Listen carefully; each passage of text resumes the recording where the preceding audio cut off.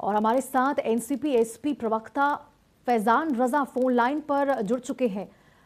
फैजान जी, बहुत बहुत स्वागत है आपका इंडिया न्यूज़ पर हमारे साथ जुड़ने के लिए। और इस बीच देखिए, बहुत दुख की घड़ी है पूरे देशवासियों के लिए, उन तमाम समर्थकों के लिए और उनके परिवार के लिए, अजित पवार के परिवारजनों के लिए बेहद दुख की घड़ी। आज की सुबह बहुत दुखद और दर्दनाक खबर लेकर आई है फैजान जी।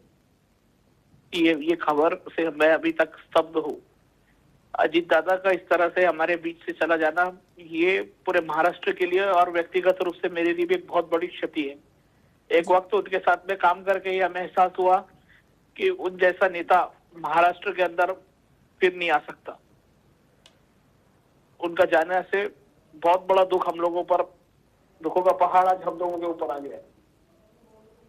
बिल्कुल फैजान जी, मैं समझ रही हूँ आपकी भावनाओं को, इसको लफ्जों में बयान नहीं किया जा सकता क्योंकि बहुत दिग्गज नेता थे अजित पवार। और देखिए, एक बार नहीं 6 बार महाराष्ट्र के डिप्टी सीएम रहे और इस तरह से आकस्मिक उनका मौत होना वाकई बहुत ज्यादा दुखद है फैजान जी। पूरे पूरे महाराष्ट्र में वीरानी छा गई अजीत दादा की इस तरह जाने से। हम ईश्वर से कामना करते हैं कि पवार परिवार को और अजीत दादा के परिवार को ये दुख से वो निकलने की शक्ति प्रदान करे।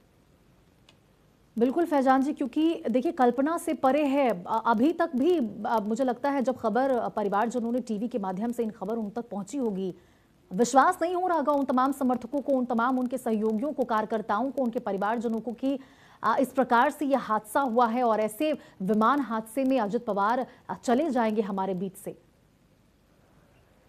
निश्चित ही ये पूरे परिवार के लिए, पवार परिवार के लिए और महाराष्ट्र के लिए बहुत बड़ा सदमा है।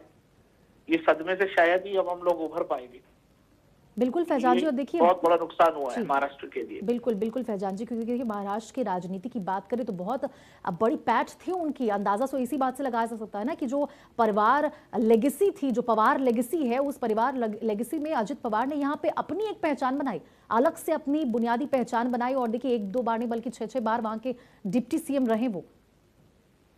यही निश्चित रूप से एक सीनियर नेता थे, लेकिन आज महाराष्ट्र ने अपने दादा को खो दिया। पूरा महाराष्ट्र उनको दादा के नाम से जानता था, लेकिन आज हमारा दादा हमारे बीच से चला गया। हमें को बहुत दुख होता है इस बात का। मैं आपकी भावनाओं को समझ सकती हूँ फैजान जी। इस वक्त मैं कुछ भी बोलने की स्थिति में नहीं हूँ। बिल्कुल फैजान जी, शब्दों से बयान नहीं किया जा सकता है क्योंकि आज की जो सुबह हुई थी, किसी को अंदाजा भी नहीं होगा कि इस प्रकार से ये सुबह होगी और इतनी दर्दनाक और बुरी खबर लेकर आएगी। बहुत बहुत शुक्रिया फैजान जी आपका हमारे साथ जुड़ने के लिए और बातचीत करने के लिए। इस दुख की घड़ी में हम सभी और पूरे देशवासी उनके परिवार के साथ हैं। तो देखिए, लैंडिंग के वक्त